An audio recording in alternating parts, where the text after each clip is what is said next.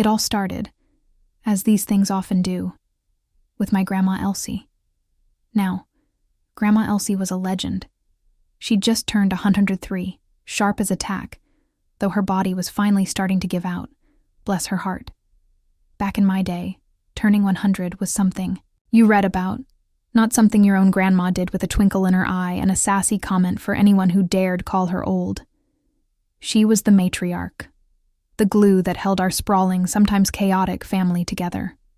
Her house, a little, clapboard place with a porch swing that had seen generations, was our grand central station. Every holiday, every birthday, every minor crisis, we all ended up at Gran Elsie's. She had this way about her, you know? Like she'd seen it all, done it all, and wasn't impressed by much, but loved us fiercely anyway. Her stories were legendary, though looking back, they were always a bit vague about her early life. We just figured that was how old folks were. You know, memories get a little fuzzy. Lord have mercy were we wrong. Her 103rd birthday party was a big to-do. We had relatives fly in from all over. My son Michael and his wife Sarah brought my grandkids, little Lily and Tom. Seeing Gran Elsie with her great-great-grandkids, her face lit up like a Christmas tree, well, it just melted my heart. She seemed tired, more so than usual, but happy. That night, after most everyone had gone home and it was just me, my daughter Jenny, and Gran Elsie, she called me over to her big, overstuffed armchair. "Carol, honey," she said, her voice a little weaker than usual, her hand surprisingly strong as it gripped mine. "There's something I need you to have." She gestured to a dusty, old wooden box on the little table beside her. It wasn't very big, maybe the size of a shoebox, but it looked ancient, with tarnished brass fittings and a little keyhole. "What is it, Gran?" I asked, a little puzzled. "It's just some things," she said, her eyes looking past me, into some distant memory. "Promise me, Carol. Promise me you won't open it until after I'm gone. And when you do, well, you'll understand some things. Maybe." Now, that sent a little shiver down my spine. "Gran, don't talk like that," I said, trying to keep my voice light. "You'll outlive us all." She just smiled, a tired, knowing smile. "Just promise me, child." "Okay, Gran," I said, patting her hand. "I promise." I figured it was just some old sentimental treasures, maybe some ancient family photos or letters I hadn't seen. I tucked the box away in my closet when I got home, not thinking too much of it. After all, Gran Elsie was indestructible, right? Well, a week later, we got the call. She'd passed away peacefully in her sleep. Just gone. 103 years, and then poof, like a candle finally burning down to its end. The grief was immense. It felt like the world had tilted on, its axis. Our North Star was gone. My daughter Jenny was devastated and my son Michael flew back in immediately. The whole family was in a state of shock, even though rationally, we knew at 103 any day could be her last. It's just, with Gran Elsie, you never really believed it would happen. The funeral was a blur of tears, casseroles, and relatives I hadn't seen in ages. We shared stories, laughed a little, cried a lot. It was a fitting send-off for a woman who had touched so many lives. After everyone had left and the house was quiet again, I remembered the box. Suddenly, her words, "Promise me you won't open it until after I'm gone," felt heavy, ominous. I retrieved it from my closet, my heart pounding a little. What could be so important that she'd make me wait? My husband, David, was sitting in the living room reading. "You okay, hun?" he asked, noticing my expression. "Yeah, just..." "Gran Elsie gave me this box," I said, holding it up. "Told me not to open it till she was gone." "Well, I guess now's the time then," he said gently. I sat down on the sofa, the old box on my lap. It even smelled old. a faint scent of cedar and something else, something indefinably ancient. The key was tiny, tied to one of the brass handles with a faded ribbon. With trembling fingers, I inserted it into the lock. It turned with a stiff, little click. My breath caught in my throat. I lifted the lid. Inside, nestled on a bed of yellowed satin, were several bundles of letters tied with more faded ribbons, a small, leather-bound diary, and a single sepia-toned photograph of a young woman, a beautiful young woman, with sad eyes and a determined set to her chin. She was wearing clothes from, well, it looked like the 1930s or early 40s. But the thing that made my blood run cold, the thing that made me gasp and drop the lid shut for a second, was that this woman in the photograph, it wasn't Grandma Elsie. Not the young Elsie I'd seen in the few old photos we had. This was a complete stranger. "What is it?" David asked, leaning forward. I took a deep breath and opened the box again, pulling out the photograph. "David, who is this?" He frowned, taking it from me. "I have no idea. Never seen her before in my life. You sure it's not some distant relative Elsie never mentioned?" "I don't know," I whispered, my mind racing. But Gran was so specific about this box. Then I saw it, tucked beneath the letters, a folded, brittle document. I carefully unfolded it. It was a birth certificate. My eyes scanned the details, my heart sinking with every word. Name, Elizabeth Ann Cartwright. Date of birth, March 12, 1920. Place of birth, Oak Haven, Pennsylvania. Parents, Thomas Cartwright and Mary Cartwright. Elizabeth Ann Cartwright, not Elsie Miller, the name we all knew. And the date of birth, it matched Gran Elsie's. March 12, 1920. "Lord have mercy," I breathed, feeling faint. "David, look at this." He read it, his brow furrowing deeper. "Cartwright? Her maiden name was Miller, wasn't it? That's what she always said. That's what's on her marriage certificate to Grandpa Joe." My head was spinning. Who was Elizabeth Ann Cartwright? And if this was her birth certificate, then who was the woman we had called Grandma Elsie for all these years? Was our entire family history built on a lie? I looked back at the photograph of the unknown woman. Could this be the real Elizabeth Cartwright? And if so, what happened to her? And who, in God's name, was the woman who had raised my father, loved us all, and just passed away at 103? The implications were terrifying. My hands were shaking so badly I could barely hold the documents. What did this mean? What was I supposed to do with this bomb that Gran Elsie had left me? This wasn't just some old keepsake. This was a secret that could unravel everything we thought we knew. And that, my friends, was just the beginning. If you think that's a shocker, you just wait. The truth was far, far stranger, and a whole lot more painful than I could ever have imagined. I felt like I was standing on the edge of a precipice, and I had a horrible feeling that looking into that box was the first step over the edge. What I found next in those letters, well, it made the hair on my arms stand on end. David, bless his practical heart, tried to rationalize it.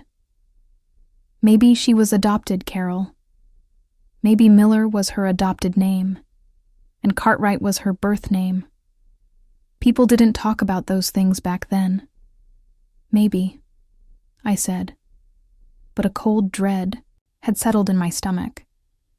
Gran Elsie had been secretive, yes, but this felt different. This felt fundamental. The photograph of the unknown woman haunted me. Her sad eyes seemed to follow me around the room. I spent the next few days in a daze, going through the motions of dealing with Gran's estate, the lawyers, the bills, the endless stream of condolences. But all I could think about was that box. Finally, I couldn't stand it anymore. I had to know. Late one night, after David had gone to bed, I pulled out the box again, my hand still trembling slightly. I started with the letters. They were bundled by year, the earliest ones dating back to 1938. The handwriting was delicate, spidery, and clearly from the unknown woman in the photograph, Elizabeth, as she signed them. They were addressed to someone named Aggie. The early letters were full of youthful hopes and dreams, talk of dances, handsome young men, and a yearning for something more than her small-town life in Oak Haven, Pennsylvania. Then, the tone began to change. There were mentions of a man named Walter, charming at first, but then possessive, controlling. Fear started to creep into the words. Aggie. I don't know what to do. He frightens me sometimes. My heart ached. For this young woman I'd never known. Then came a letter dated 1941, a few months before Pearl Harbor. It was smudged, as if by tears. Aggie, my dearest sister, something terrible has happened. Walter? He found out about Mr. Henderson, the bank teller. He was just kind to me, Aggie. I swear on my grave. That's all it was. But Walter wouldn't. Believe me. He flew into a rage. I'm scared, Aggie. So scared. I have to get away. I have a little money saved. I'm going to try and make my way west. Maybe California. Change my name. Start over. Don't try to find me. It's safer this way. For both of us. I'll write when I can. Love, your sister, Elizabeth. Sister? Elizabeth had a sister named Aggie? I sat there, stunned. This Elizabeth Cartwright was running from an abusive man. But where did our Gran Elsie fit into this? Was she Aggie? No, that didn't make sense. The name Elsie Miller wasn't mentioned. Anywhere. I picked up the small leather-bound diary. The handwriting was different. Stronger, more pragmatic, but still feminine. The first entry was dated June 1941, just a few months after that last desperate letter from Elizabeth. Met Lizzie today, it read. Poor thing. Scared as a rabbit. That man Walter sounds like a monster. She needs help. Told her she could stay with me a while. I'm Elsie, by the way. Elsie Miller. My breath hitched. Elsie Miller. Our Gran Elsie. So she knew this Elizabeth Cartwright. They were friends? I read on, devouring the diary entries. Elsie wrote about how she helped Elizabeth, gave her a place to hide. Elizabeth was clearly traumatized, jumping at shadows. Then, a few weeks later, an entry that made my blood run cold. Lizzie's gone. Just disappeared. Left a note. Said Walter found out where she was. Said she couldn't put me in danger. Took nothing but the clothes on her back. Oh, Lizzie. Where did you go? After that, the diary entries became sporadic. Elsie wrote about her worry for Elizabeth, her anger at this Walter. Then, nothing for almost a year. The next entry was dated May 1942. A letter today, not from Lizzie, from a hospital in Ohio. Lizzie was there. An accident, they said. She didn't make it. I gasped, my hand flying to my mouth. Elizabeth Cartwright was dead, the beautiful, sad-eyed girl in the photo, but the diary continued. They sent her things, not much. A small suitcase, her papers, that birth certificate. What am I supposed to do with this? Her sister, Aggie. I don't even know her last name, or if Lizzie ever told her where she was heading after Oak Haven. Lizzie always said Walter would hurt Aggie if he found her. Then, the most chilling entry of all, a few days later. I can't stay here. Too many memories of Lizzie. And I keep thinking, what if that monster Walter comes looking for her? Finds me instead. Lizzie was so scared of him. She said he'd never give up. What if I became Elizabeth Cartwright? Just until I get somewhere safe. Start over. No one knows me out west. I could use her papers. It would be like keeping a part of her alive. And maybe, just maybe, it would keep me safe too. Lord have mercy. I felt like I'd been punched in the gut. Our Gran Elsie wasn't Elsie Miller by birth, not in the way we thought. She had taken Elizabeth Cartwright's identity, but Elizabeth Cartwright was dead. So who was Elsie Miller originally? The diary didn't say. It was like her own past, before meeting Elizabeth, was wiped clean. The next entry was months later, from California. It's done. I'm Elizabeth Cartwright now. Got a job. It feels strange, but safer. No one here knows Elsie Miller. And then, a year or so after that, met a man, Joe. He's kind. He doesn't ask too many questions about my past. He calls me Elsie. I told him it was a nickname. He wants to marry me. Grandpa Joe. She'd married Grandpa Joe as Elizabeth Elsie Cartwright, but her real name, her original name, was still a mystery. My mind was a whirl. So, our grandmother had assumed a dead friend's identity. To escape. What? The diary hinted she was also running from something, or someone, even before meeting Lizzie. Or was it just the fear of Walter transferring to her? The implications were staggering. My father, his whole life, believed his mother was someone she wasn't. Our entire family tree, the names on the tombstones, the stories passed down. All of it was built on this secret. Why would she do it? Was it just fear? Or something more? And why keep the secret for over 80 years? 80 years of living. A lie, no matter how well-intentioned. I had to tell my father, Robert. He was Elsie's only child. He was in his late 70s now, a retired history professor, a man who valued truth and lineage above all else. This would destroy him. Or would it?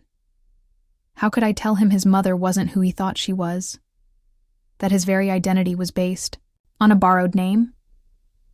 The next morning I called him. "Dad," I said, trying to keep my voice even. "Can Jenny and I come over? There's something we found in Gran's things. Something you need to see." He sounded puzzled but agreed.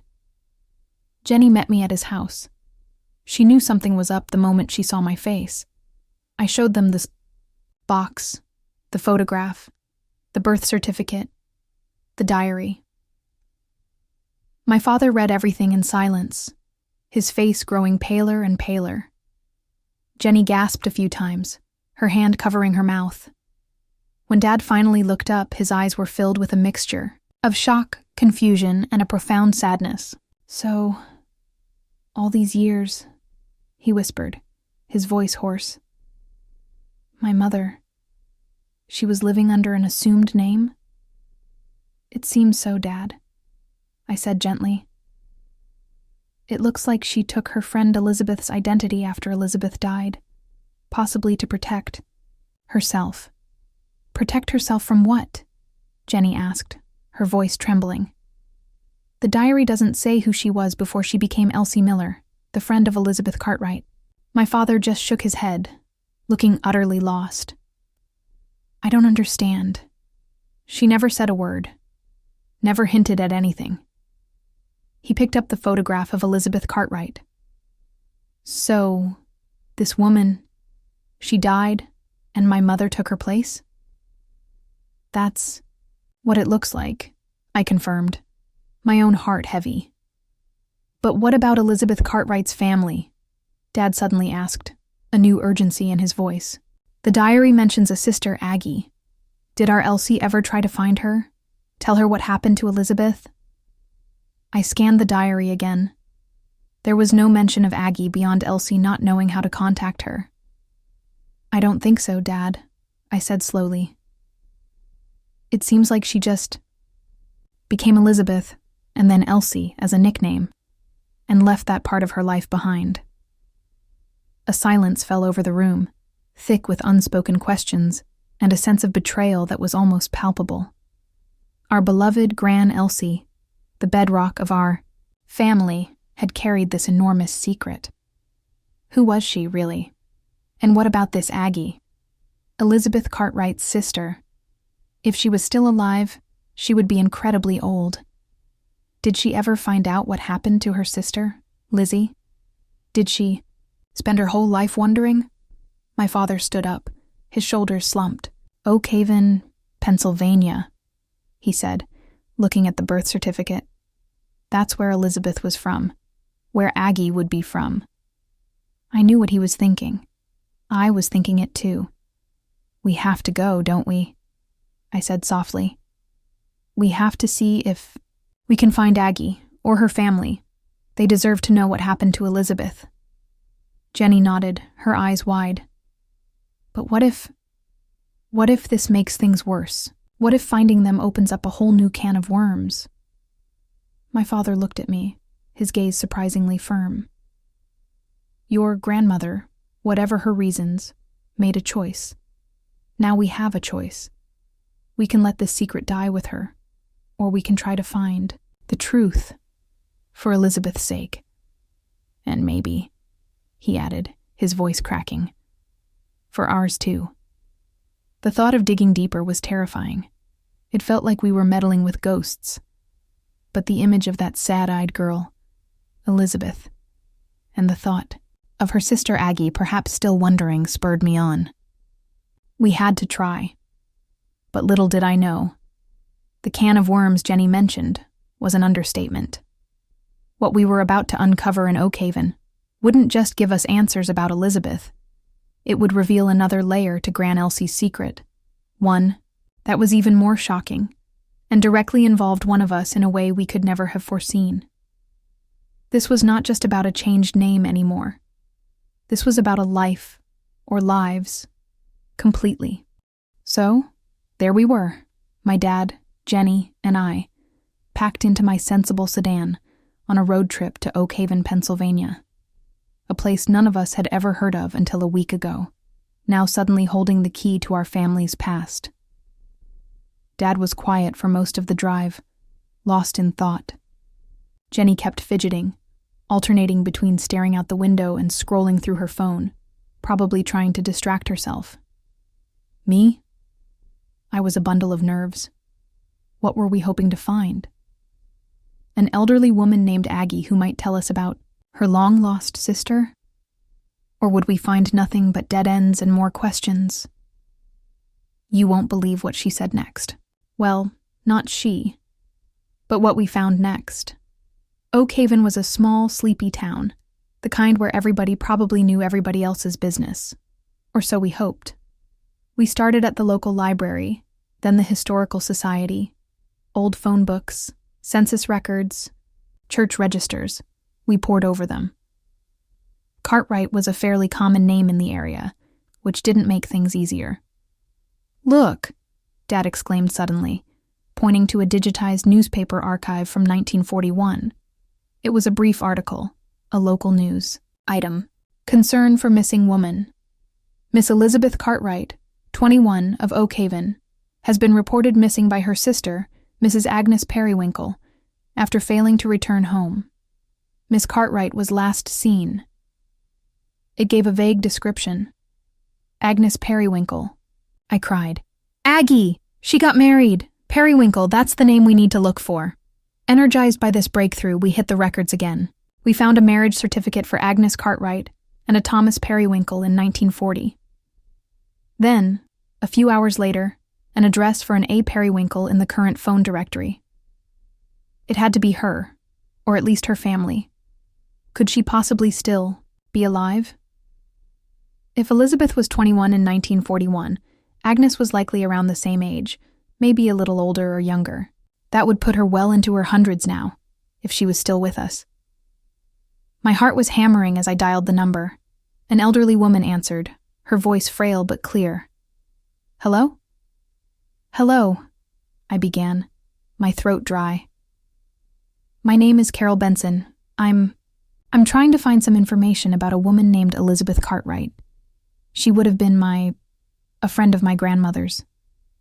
Her sister was Agnes Periwinkle. Am I speaking to a relative? There was a long pause. This is Agnes Periwinkle, the voice finally said, a tremor in it. Lizzie? You knew my Lizzie? Tears welled up in my eyes. Yes. Well, my grandmother did. Mrs. Periwinkle, could we possibly meet you? We have some information about Elizabeth. We've come all the way from California. Another pause. California, she breathed. Lizzie always wanted to go to California. Then, yes, child. Come. I live at 12 Willow Creek Lane. Willow. Creek Lane was a quiet street with neat little houses. Number 12 was a small cottage, much like Gran Elsie's, with a well-tended garden. An old woman, tiny and stooped, with bright, intelligent eyes, opened the door before we even knocked. She was leaning heavily on a walker, but her gaze was sharp. This had to be Agnes Aggie Periwinkle. She looked to be in her early hundreds, just like Gran Elsie had been. You must be Carol, she said, her eyes searching mine. And you said your grandmother knew Lizzie? Yes, ma'am, I said, introducing Dad and Jenny. My grandmother. Her name was Elsie. Elsie Miller. Agnes's eyes widened almost imperceptibly. Elsie Miller, she repeated softly. I think Lizzie mentioned an Elsie in one of her last letters. A kind woman who was helping her. We sat in her small, sunlit living room, filled with old photographs and knickknacks. I carefully, gently, told her what we had found in the box. About Elsie meeting Lizzie, about Lizzie's fear of Walter, her disappearance, and then the news of her death in an accident. I showed her the photograph of Elizabeth. Agnes stared at it, tears streaming down her wrinkled cheeks. My Lizzie, she whispered, tracing the outline of her sister's face with a trembling finger. Oh, my poor dear Lizzie. I always wondered. I never knew what happened to her. Walter, he was a brute. He came around here after she left, asking questions, threatening. I told him I didn't know where she'd gone. Eventually, he gave up. But I never stopped worrying, never stopped hoping. She looked up, her eyes pleading. An accident, you said? Where? How? The diary said a hospital in Ohio contacted my Elsie, I explained. But it didn't give details of the accident itself. That part felt a little thin, even to me, but it was all the diary said. Then, my father, his voice thick with emotion, explained the rest, about how our Elsie had then taken Elizabeth's identity, her birth certificate, and lived as Elizabeth, Elsie Cartwright, then Miller after marrying our grandfather. Agnes listened, her expression unreadable. When Dad finished, she was silent for a long time. So, she said finally, her voice quiet but firm, your grandmother became my sister. She paused. And she never tried to contact me? Never told me Lizzie had passed? It seems not, Dad said, his voice heavy with shame. We think she was scared. Scared of this, Walter, and maybe scared of her own past too. The diary is vague about her life before she met Lizzie. Agnes nodded slowly. 80 years, she murmured. For 80 years I wondered if my sister was alive or dead. And this Elsie, she knew.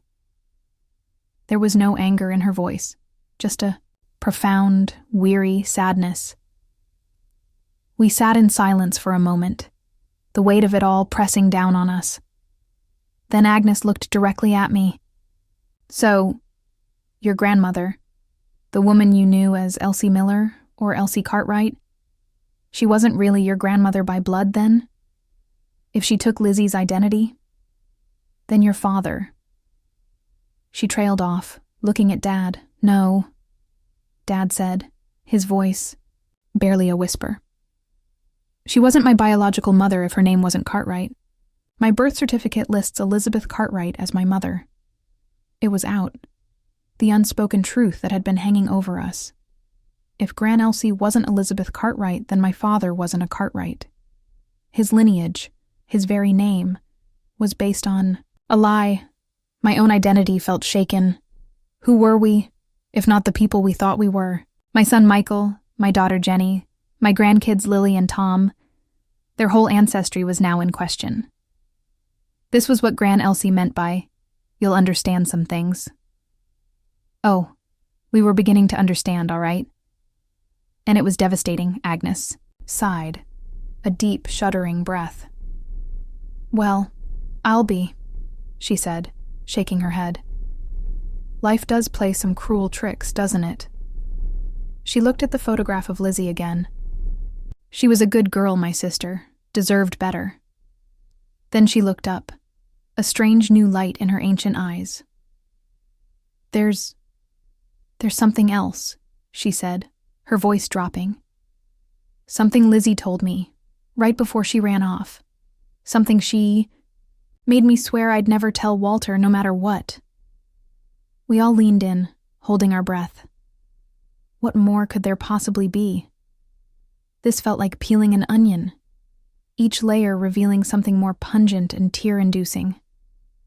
Lizzie, she wasn't just running from Walter's jealousy over that bank teller, Mr. Henderson, Agnes said, her voice barely audible. She was pregnant. With Mr. Henderson's child. A collective gasp went through us. Pregnant? Elizabeth Cartwright was pregnant when she fled? She was terrified Walter would find out. Agnes continued, her eyes distant. She said he'd kill her, and the baby too. Mr. Henderson was a married man, you see. Pillars of the community, his family. He couldn't help her, not openly. He gave her some money, told her to run, to start a new life somewhere far away. "A baby?" I whispered, horrified. "What happened to the baby?" Agnes shook her head, tears welling up again. "I don't know. In her letters, the few I got before your Elsie said she died. She never mentioned it. I always hoped. I prayed she'd found a safe place, had the child, and maybe, just maybe, they were living quietly somewhere." My mind reeled. If Elizabeth had the baby before this supposed accident in Ohio, what happened to it? Did our Gran Elsie know about the baby? The diary never mentioned a child. Not a word. Could it be possible that Elizabeth hadn't died in that accident? Could Elsie's diary entry have been a lie? A convenient way to fully take over Elizabeth's identity without loose ends? But why? "Mrs. Periwinkle," I asked, my voice trembling. "Did Elizabeth ever say what she planned to do with the baby?" Agnes looked at me, her gaze piercing. "She said if anything happened to her, she'd made arrangements. She had a cousin, far away, who couldn't have children. She said she'd written to her, but she never told me the cousin's name or where. She lived. She was trying to protect everyone." A new, even more horrifying thought began to dawn. If Elizabeth did have the baby, and then she died? What if our Gran Elsie knew about it? What if this accident wasn't an accident at all? No, I couldn't think that. Our Gran Elsie, a murderer. Impossible. She was kind, loving. She wouldn't. She couldn't. But the doubt, once planted, began to take root. My father looked ashen. Jenny was openly crying now. So, there could be another branch of the Cartwright family out there. Dad said slowly. Elizabeth's child. My half-sibling. Technically, if I were truly a Carr, the thought of digging deeper was terrifying. It felt like we were meddling with ghosts. But the image of that sad-eyed girl, Elizabeth, and the thought of her sister Aggie, perhaps still wondering, spurred me on. We had to try. But little did.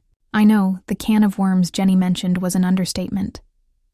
What we were about to uncover in Oakhaven wouldn't just give us answers about Elizabeth. It would reveal another layer to Gran Elsie's secret, one that was even more shocking and directly involved one of us in a way we could never have foreseen. This was not just about a changed name anymore. This was about a life, or lives, completely. The drive back from Oakhaven was a blur of shocked silence and frantic whispered conversations. Sacramento. The postcard. Elizabeth Cartwright possibly alive in California, not dead in Ohio. What did it mean? Had Gran Elsie lied in her diary? Lied about Elizabeth's death to fully sever ties and cement her new identity? It was a terrible thought. But why? Why go to such lengths? "Dad," I said, breaking the silence as we neared home. "That diary. Gran Elsie wrote that the hospital in Ohio sent her Lizzie's things, including the birth certificate. If Lizzie wasn't dead, how did Gran get those papers?" He shook his head, looking older and more careworn than I'd ever seen him. "I don't know, Carol. Maybe Lizzie gave them to her. Maybe they cooked this up together. Maybe Lizzie wanted to disappear even more completely, and letting Elsie take her identity was part of it, especially if she'd had the baby and given it to that cousin." "But why wouldn't Elsie tell us?" Jenny burst out. "Why the elaborate story? About her death? Why not just say, 'My friend Lizzie gave me her papers so I could start over'?" "Because," Dad said slowly, "maybe Elsie's own past was so dangerous, so threatening, that she needed everyone to believe Elizabeth Cartwright was a real person, her real identity. And if the real Elizabeth was still out there, alive, that was a risk. Unless Elizabeth truly wanted to vanish, for her child's sake, from Walter, from everyone." It was all too much. My head was spinning. We were chasing ghosts, shadows, and half-truths that were nearly a century old. Back home, I couldn't rest. I pulled out Gran Elsie's box again. The letters from Elizabeth to Aggie, the diary, the birth certificate. And then I noticed something I hadn't before, tucked into a side pocket of the old wooden box. A small, sealed envelope, much newer than the other contents. It was addressed simply to Carol. My name. My hands shook as I tore it open. Inside was a single sheet of paper, in Gran Elsie's familiar spidery handwriting, weaker now, but unmistakably hers, and a key. A small, modern-looking safe deposit box key. "My dearest Carol," the letter began. "If you are reading this, then I am gone, and you have found my secrets. I am so sorry, child. So sorry for the lies. I hope one day you can understand, and maybe even forgive. Elizabeth Lizzie Cartwright was my dearest friend. She did have a child, a beautiful baby girl. And yes, she gave that baby to her cousin to raise, to keep her safe from Walter. Lizzie didn't die in an accident in Ohio. That was a story we concocted. She lived, Carol. She lived a quiet life, under a new name, always looking over her shoulder. We kept in touch, secretly, for many years. She passed away only about 20 years ago, of natural causes, an old woman. She never remarried, never had more children. Her heart was always with the daughter she had to give up. As for me, my real name was Eleanor Vance. I was running too, Carol. From a past much darker than Lizzie's. My family, they were not good people. Involved in things, criminal things. I wanted out. Meeting Lizzie, and then her death. It was a chance for me to become someone else entirely. Someone clean. Elsie Miller was a name I picked out of a hat. Then Elizabeth Cartwright became my shield. Joe, your grandfather, he knew some of it. Not all. He just knew I needed a new start, and he loved me. The truth is, your father, Robert, he is not biologically a Cartwright. And he is not biologically my son, Eleanor Vance's son. I stopped reading, gasping for air. My father, not Gran Elsie's. Biological son? What in God's name did that mean? I read on, my eyes blurring with tears. Lizzie's baby girl. When she was given to the cousin, Lizzie made me promise that if anything ever happened to her or the cousin, I would look out for the child. Years later, Lizzie learned her cousin had fallen on hard times. The baby, then a toddler, was going to be put into the system. Lizzie was heartbroken, but she couldn't take her back without Walter finding out. So, I did. I, as Elizabeth Elsie Cartwright, adopted that little girl, but I couldn't raise her as Elizabeth's daughter openly. Not then. Not with the risk of Walter. So, when I married Joe, we said she was my daughter from a previous relationship that had gone sour. We named her, well, you know her as your aunt, Mary, Robert's older sister who passed away young from polio. Aunt Mary, my father's older sister who died before I was born.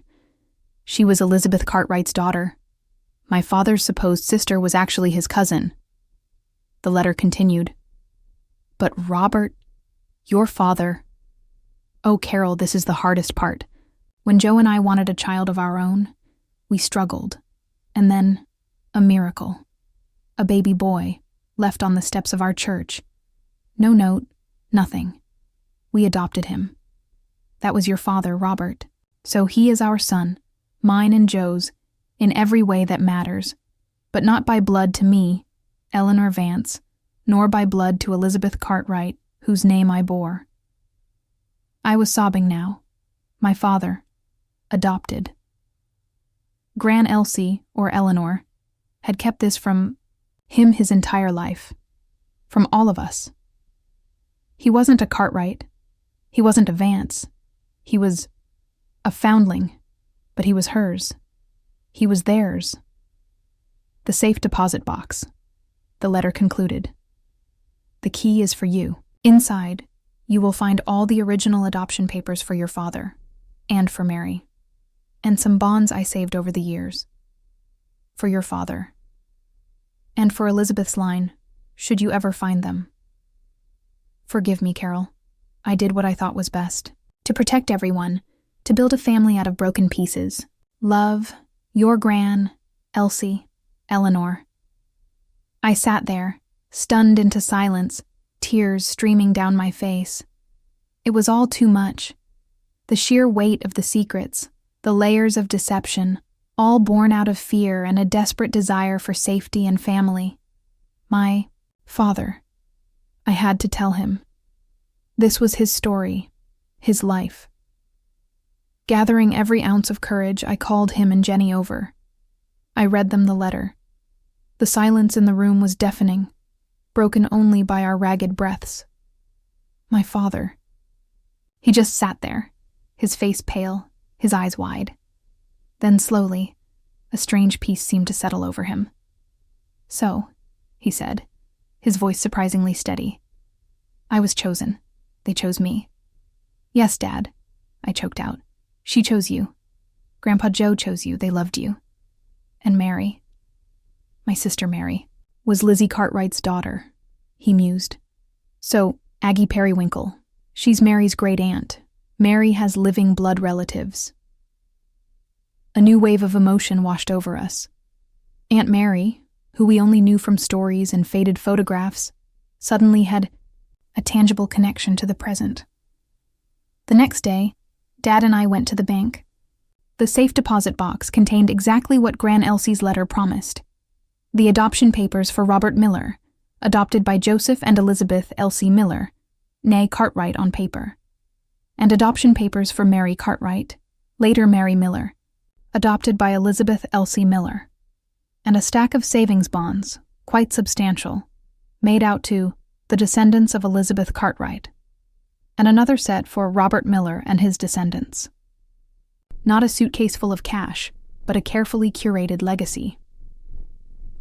My grandmother, Eleanor Elsie Vance Miller, had been a woman of incredible complexity, strength, and profound secrecy.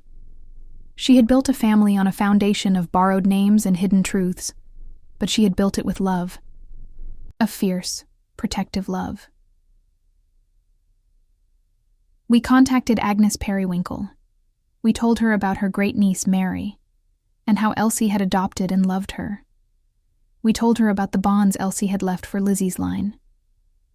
Agnes wept, tears of sorrow and joy.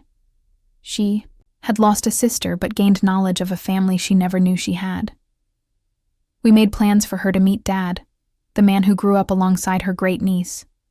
And my father? He was quieter now, more reflective. Learning he was adopted at nearly 80 years old was a shock, no doubt.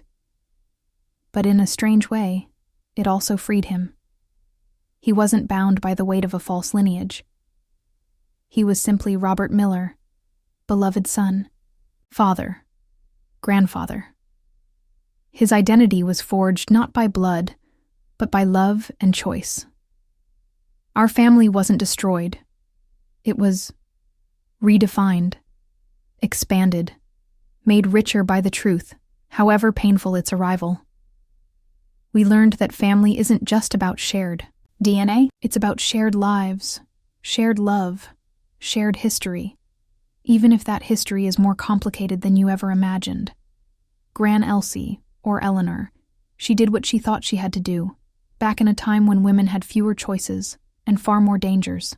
She created a haven for herself, for Lizzie's child, and for the baby boy left on a church step. She wasn't a villain. She was a survivor, a protector. And in the end, isn't that what a matriarch is? What a whirlwind, huh? It just goes to show, family is more than just blood.